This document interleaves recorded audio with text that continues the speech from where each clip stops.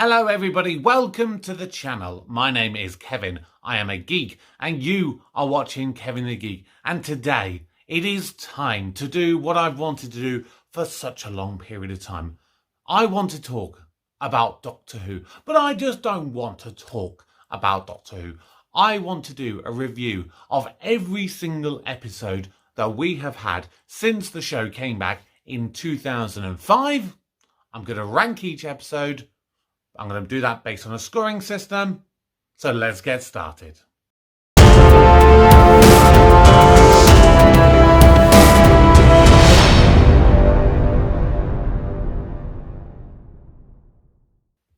So the way that this is going to work, every single episode is going to have a possible score out of 100. There are going to be 10 categories and each category will get a potential score out of 10. That way we get a truly scientific method of being able to establish, in my personal opinion, which are the best episodes.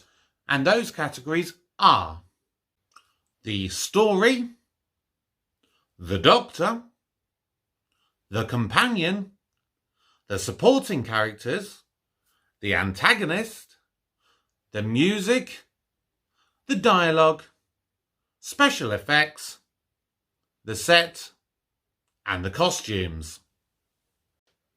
So of course, with starting with the first episode of Doctor Who in 2005, you've got to take into consideration that this was the first ever episode that had been on TV since 1989. So we're talking a period of about 16 years.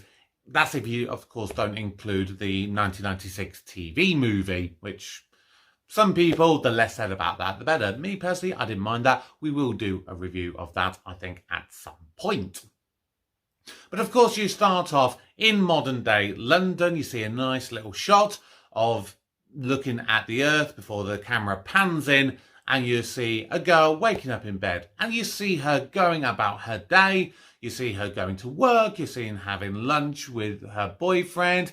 You see her average day-to-day life. Of course, then, it very quickly turns on its head and Rose ends up in the background of the shop that she works in London, and all of a sudden you get these weird, creepy plastic dummies seemingly walking about. Is it someone playing a prank on her? Who knows? And she goes to do it. But then all of a sudden, they go to attack her, and then who should turn up? A mysterious man in a jumper and a leather coat. The Doctor. I think his introduction is fantastic. I think the way that you just introduce the character is a wonderfully done little bit. But the overall scene could have been, I think, a little bit better. But of course, we will talk about that a little bit later. And of course, we go on this adventure where Rose's shop gets blown up. She then tries to think out, who is this man? Who's this mysterious man called the Doctor? And we go through a series where it's a bit of a back and forth between Rose and the Doctor. I think a lot of people get put to the sidelines, and then it all ends up with basically these are all plastic dummies, but there is an alien, and the alien is taking control. You know, it's made of living plastic, and it basically kind of mind controls them, and it basically wants to take over the world. And that's really the general gist of the story. If that's all you need to know, you could get by on probably just that. But we're going to, of course, going to delve into a little bit more of the details of all the different areas. Overall, I think for the story, it does a reasonable job of trying to balance all of the different characters that, of course, you have to introduce, which is not an easy task, with setting up the show and the premise as a whole. Because you've got to think, at this point, you're not only trying to bring back some of those viewers from the classic era, you've got to bring in a lot of new people, and you've got to hook in particularly a lot of kids who, you're talking about trying to get kids who are, probably from the ages of around about 6 up to sort of mid-teens. You've got one kind of category of people that you want to try and hook in, and then you've got the adults who want a different kind of show. And you've got to balance all these different things, and he did an okay job. The story, it wasn't the best story as a whole, but of course you have to do a lot of juggling to get the right thing. So for the story, I'm going to give that a rating out of 10 of a 5. Now, when we come to talk now about the Doctor, this is a very tricky one, because this is the first time you're seeing not only the Doctor for many, many people, but you're also seeing, for those older fans, you're seeing a new person do that. And they will have had their old preconceived notions of what the Doctor should be and what they're expecting him to be like. And I think, Christopher Eccleston coming in does an absolutely fantastic job. He comes in as a very serious actor, but then they try and do all these different things with him. At some points they make him really, really deadly serious, and then others very aloof and very comedic. And then at another point you have him where he's really angry. And I don't think that we got a really good balance of all of the different kind of facets of the personality, but I think you got just enough of a sense of each individual bit to give an overall idea of what he could be like, with a few more episodes, with a little bit more time spent with him. So for the Doctor, for Christopher Eccleston, in episode 1, I'm going to give him a 5 out of 10. Now, when it comes to the companion, it's quite a tricky one, because I think the companion as a concept is very much a audience surrogate.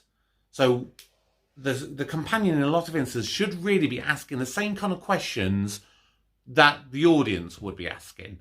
You're thinking, oh, why is the Doctor doing this? Why are these aliens doing this? And all these different things. And I think in the opening episode, she's just there. Billie Piper does an okay job, but she's just there. It was not what I would say a great introduction to a companion style role, but I do think it was something that gave you just enough to think, okay, I'd like to see a little bit more about her. I'd like to see a little bit more of the dynamic between her and the Doctor. And this is something that you're going to see in the coming episodes. You will start to see that relation just develop. But of course, that will take time. It's not going to happen in the first episode. It was okay, but it wasn't anything great by any stretch of the imagination. And so, for that reason, in the opening episode, Billie Piper, aka Rose, is going to get a 4 out of 10. Now, coming on to some of the lesser characters, the supporting characters. Really, there's only kind of 3 of note, really, to say in this particular episode. You, of course, have got Jackie Tyler, who is Rose's mum. You've got Mickey, who is Rose's boyfriend. And then you've got Clive, who is basically, he's just, a sort of he kind of comes across as a bit of a conspiracy theorist type person, and he's okay. He's very much a plot development character. He is really there designed to basically say, this is who the Doctor is, or this is who I think is the Doctor, and this is a little bit of the mystery surrounding him, and this is to try and give you a little hint of what kind of a person he is. He's functional, I think, is maybe the right word. He's very much expositional, a bland character, and to be perfectly honest, the most exciting thing about him is that he gets shot by one of the plastic dummies, or the Autons as they're known. And that's a sad thing, isn't it, really, to say that you come in as a character and the most exciting thing about you is that you die. Really, it's a sad thing, Obviously, the main two, who we of course will see moving forward, is Jackie and Mickey. Jackie, she's very much a very much a council estate mum. She's just there. She wants the best for her daughter, and you can sense the kind of motherly instinct when she's like towards the end, she's ringing her or rather she gets a call from Rose and is like, oh, are you okay, and everything like that. But then she's very self-absorbed. She focuses on herself a lot. And even the scene where she's saying, I want to get, I think you should get some compensation. Really, the way I always look at that, I think, really, you're trying to get the money for yourself. Yes, you want Rose to get compensation over there, but really, you want it for yourself. You want to go out and get yourself some new threads and get yourself pissed and all this kind of stuff. So Jackie wasn't great in this episode by any stretch of the imagination there. And then Mickey.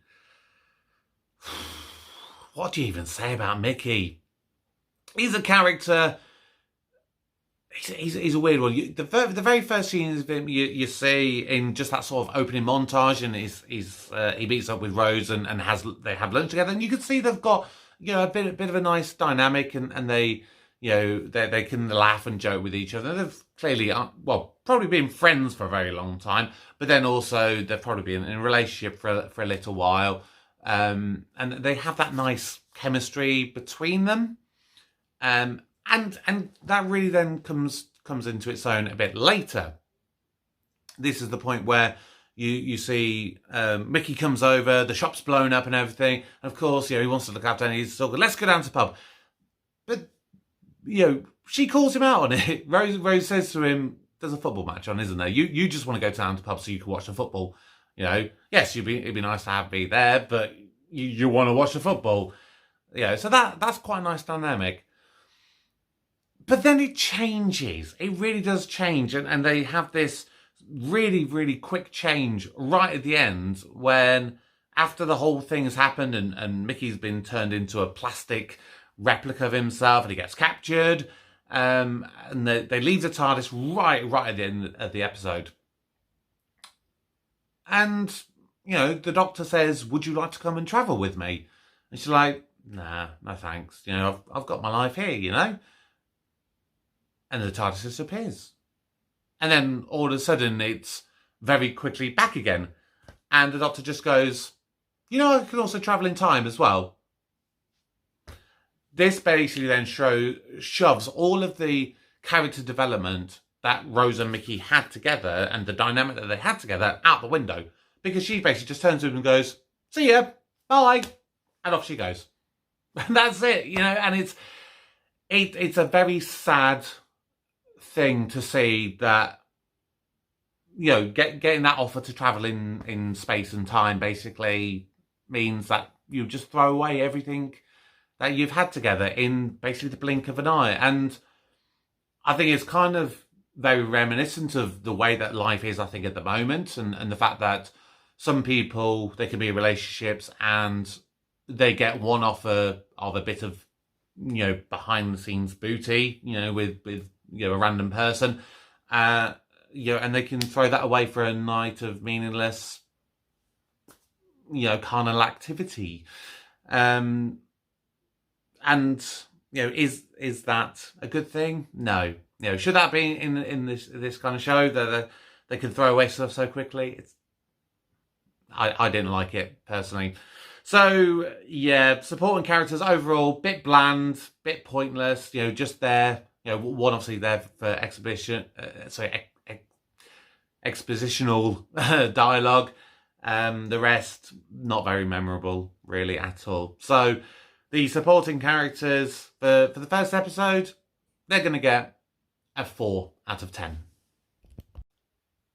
Now the next thing that we're going to talk about is the antagonist. And there's not a lot you can really say for this opening episode, because really the antagonist does really take a backseat to this. It needs to be something that is just going to be there, be a bit of a threat for the Doctor to overcome and to kind of establish what the kind of stakes could be. So they go with, of course, the Nestene consciousness, which is something that directly leads into the Autons, which, of course, is a classic era villain. And it is not great, to be perfectly fair. It's one of those that it's classic enough that it can give you, give those classic fans something to think of. That, oh yeah, we've dealt with these before, and this is a modern kind of viewing of them. I mean, how they look in comparison is, arguably a little bit better with more modern things, but then there's still some really bad. The CGI is not great for the Nestene consciousness. The dummies themselves, they're a bit inconsistent. Sometimes they're quite wooden and plasticky in the way that I think they're designed to be. And then in some of the wider shots where, for example, you see the Doctor running away from them in the shop basement, you can tell that they're literally people running and they're not that great. Not a great villain. But of course this episode is not about the villains. It's about the Doctor and the companion, and setting up the premise for the show. So, really, you're not going to get a good score here. I would give the antagonist in this episode a 3 out of 10.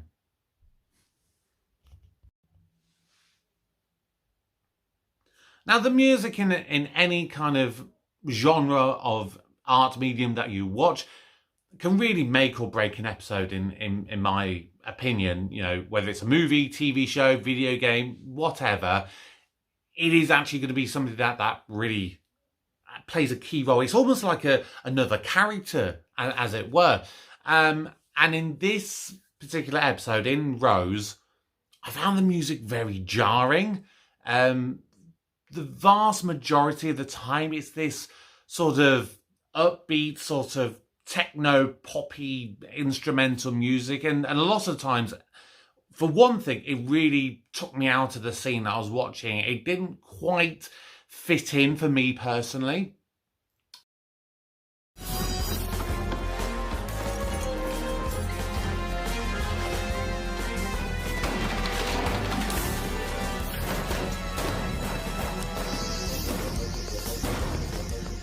But then the sound editing was not good as well. Like there was, in a lot of the scenes, it was really, really loud. So yeah, really not good. But then it did have a couple of moments where the music did kind of save itself a little bit. And it was when you had that sort of kind of mystical, ethereal sort of music, kind of choral like, and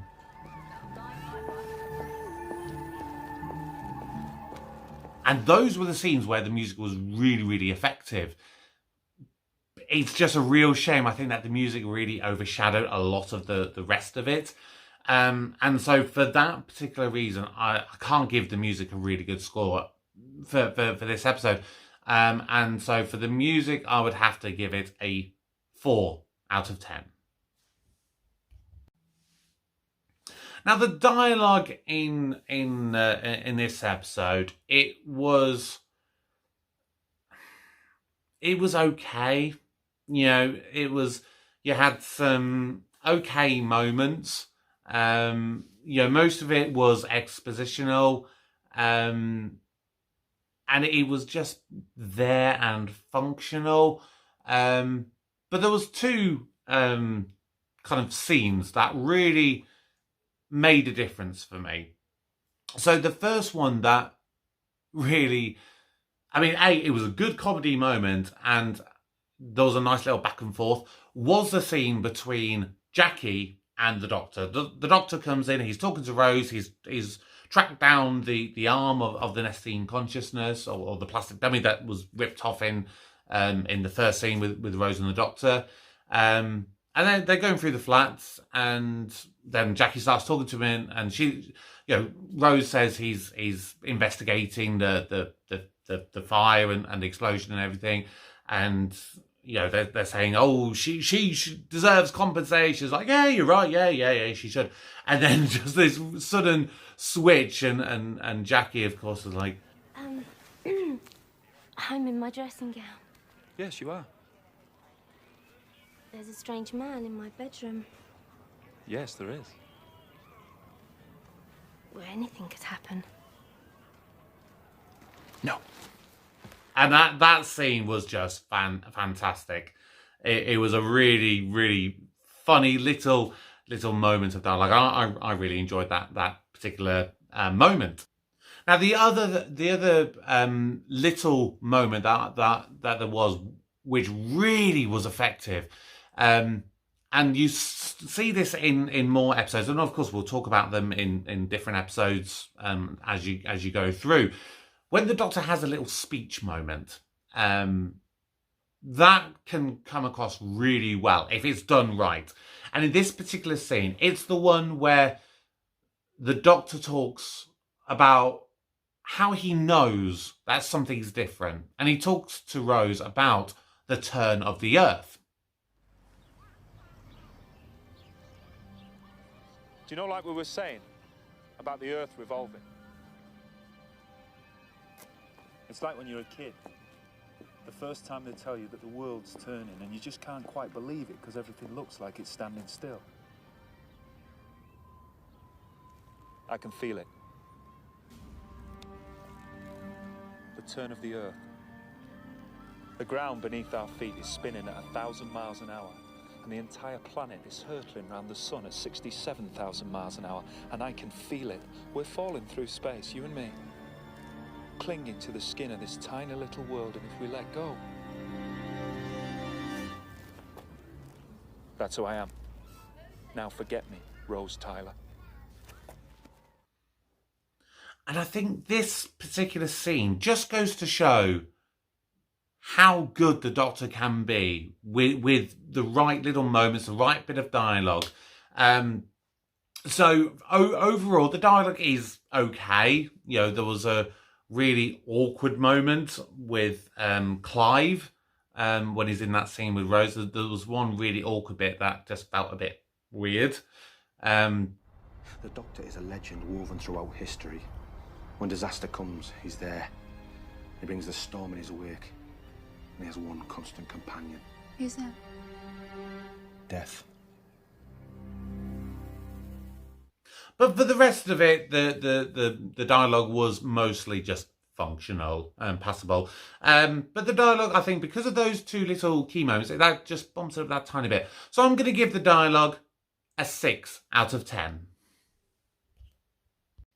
Now, similarly to music, the special effects and CGI of anything in a TV show or a movie, it can really either do really wonders for immersing you into the scene that you're watching, or it can really detract you. And unfortunately, in this particular episode, taking into consideration, of course, that it is a TV show, so it wouldn't have had a huge budget compared to, like, say, a big, massive Marvel movie which has got hundreds of millions behind it. But then also taking into consideration the time that it was fine. It was fine. But the overuse, I think, of the green screens, especially now, watching it in 2022, it's, really, really noticeable how bad it is, and yeah, it hasn't aged well, put it mildly. And so for that reason, I'm going to give the special effects a 4 out of 10. Now, as for the set, there's not a lot you can really say for this one. The main sets that you really have, you've got the shop, you've got Rose's flat, and you've got the restaurant, Clive's house, and the TARDIS. And of course, it's set in modern day London. There isn't a lot that you can really do for it. The flat looked good. That it was a small, cluttered, council flat. The house that Clive lived in, it was It was a house, which you only really saw through the front door anyway. Then you had his shed, which, I mean, it seemed like a big shed. I'm not going to lie. It seemed like a big shed for London, and how much of the stuff he had in it. The restaurant's a restaurant. And then, of course, you had the TARDIS. And seeing the TARDIS for the first time, it's, of course, very different to any of the ones you would have seen in classic Doctor Who. But it did enough to give you a sense that this is really different.